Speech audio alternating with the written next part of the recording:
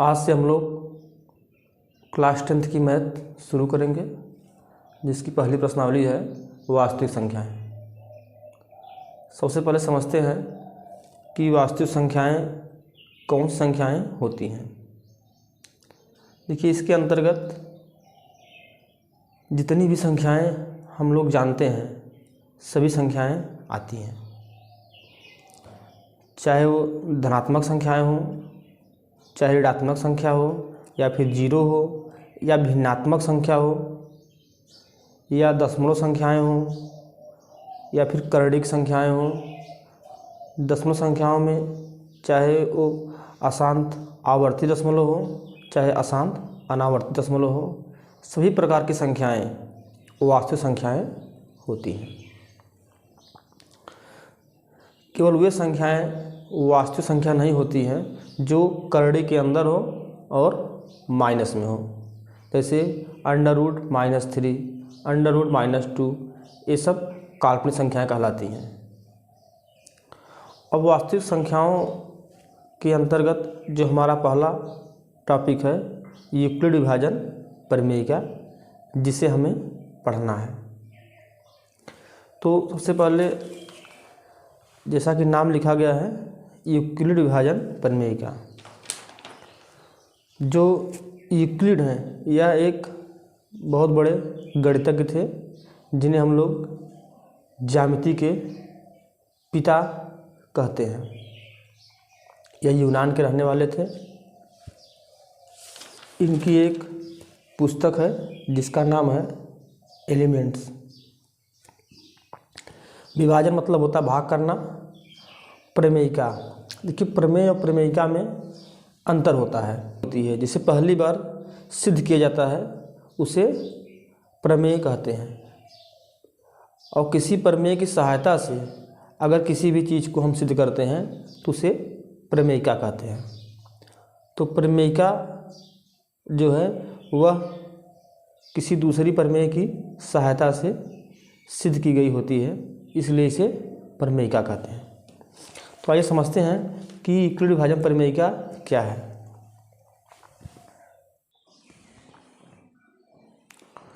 मान लीजिए हम दो संख्याएं लेते हैं। इसमें मान लीजिए संख्या 6 है और एक 26 है। तो अगर बड़ी वाली संख्या को छोटी वाली संख्या से अगर हम भाग देते हैं, 26 को अगर हम 6 से भाग देंगे तो 6 चौक 24, 2 बच गया शेष। तो यहाँ हम देख रहे हैं 26 को अगर 6 से भाग करते हैं तो यह 4 बार जाएगा और शेषफल 2 बचेगा। तो भागफल कितना है 4, शेषफल 2 है, भाजक 6 है, भाज्य कितना है 26 है। तो इनके बीच में एक रिलेशन होता है जिसे हम लोग पहले से जानते हैं कि जो भाज्य बराबर होता है, भाज्य बराबर होता है भाजक गुणे भागफल धन शेषफल धन शेषफल। इसको हम लोग पहले से जानते हैं। अब देखिए, अगर यहाँ पर हम भाज्य को a मान लें, भाजक को b मान लें और भागफल को q मान लें तथा शेषफल को r मान लें, तो a बराबर हो जाएगा bq + r। अब चीज़ यहाँ ध्यान दीजिएगा, जो शेषफल होता है, शेषफल का जो मान होता है वह या तो 0 होगा या 0 से बड़ा होगा। लेकिन जिस संख्या से हम भाग देते हैं, यानी जो भाजक होता है, उससे शेषफल का मान हमेशा कम होता है। यानी जो r का मान होगा, r का मान या तो 0 के बराबर होगा या फिर 0 से बड़ा होगा, लेकिन भाजक से छोटा होगा। यानी जिस भी संख्या से हम भाग देते हैं और शेषफल जब आता है, शेषफल हमेशा उस संख्या से छोटा ही होता है। तो यहाँ पर भाज्य कितना है, b है, तो r का मान b से छोटा होगा।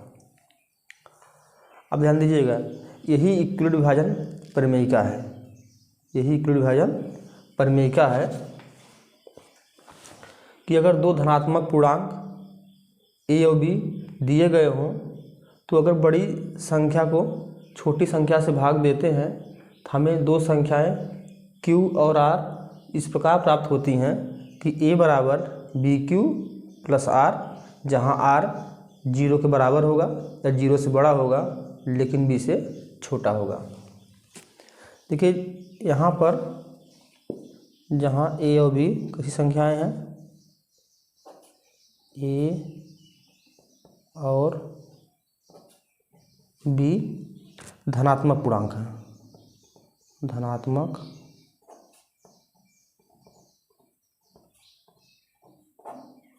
पूर्णांक है, जबकि Q तथा R पूर्ण संख्याएं हैं, पूर्ण संख्याएं हैं। इसको ध्यान दीजिएगा कि जो इक्वलिट विभाजन प्रमेयिका है वह धनात्मक संख्याओं पर ही लागू होती है। ए और बी धनात्मक पूर्णांक है, जबकि Q तथा R पूर्ण संख्याएं हैं। पूर्ण संख्याओं का मतलब होता है ऐसी संख्याएं जो 0 शुरू हों, 0, 1, 2, 3 इस प्रकार जो संख्याएं होती हैं वह पूर्ण संख्याएं होती हैं। तो एक बार फिर समझ लीजिए कि इक्वलिट विभाजन प्रमेयिका क्या है। इक्वलिट विभाजन प्रमेयिका, यदि दो धनात्मक संख्याएं a और b हों, जहां b छोटा हो और a बड़ा हो, तो अगर a को b से हम भाग करते हैं तो दो संख्याएं हमें q तथा r इस प्रकार प्राप्त होंगी कि a बराबर bq प्लस r, जहां r का मान या तो 0 के बराबर होगा या 0 से बड़ा होगा, जबकि b से छोटा होगा। a और b धनात्मक पूर्णांक हैं तथा q तथा r पूर्ण संख्याएं हैं। यही है इक्वलिट विभाजन प्रमेयिका। आइए एक एग्जाम्पल लेते हैं। जैसे मान लीजिए a बराबर 40 हो और b बराबर 12 हो, तो अगर हम 40 को 12 से भाग करेंगे, 40 को अगर हम 12 से भाग करेंगे तो कितना बार जाएगा, 12 तिहाई 36, 4 शेष बचेगा। अब देखिए यहाँ पर जो भागफल है 3 है, शेषफल 4 है, भाजक 12 है, भाज्य कितना है 40 है। तो यहाँ पर जो रिलेशन होगा, अगर हम a को b से भाग किए हैं तो a 40 है और b कितना है 12 है। तो यहाँ से जो इक्वलिट विभाजन प्रमेयिका से a equal to b q plus r होगा। a कितना है 40 है, b कितना है 12 है और भागफल कितना आया है, भागफल यही q होगा और शेषफल जो है r होगा। 3 और शेषफल कितना है 4 है। अब देख रहे हैं 40 बराबर 12 तिहाई 36, 36 4 जोड़ेंगे 40, यानी कि ये हमारी भाग सही है। यही है इक्वलिट विभाजन प्रमेयिका। अब देखिए यूक्लिड विभाजन एल्गोरिथम।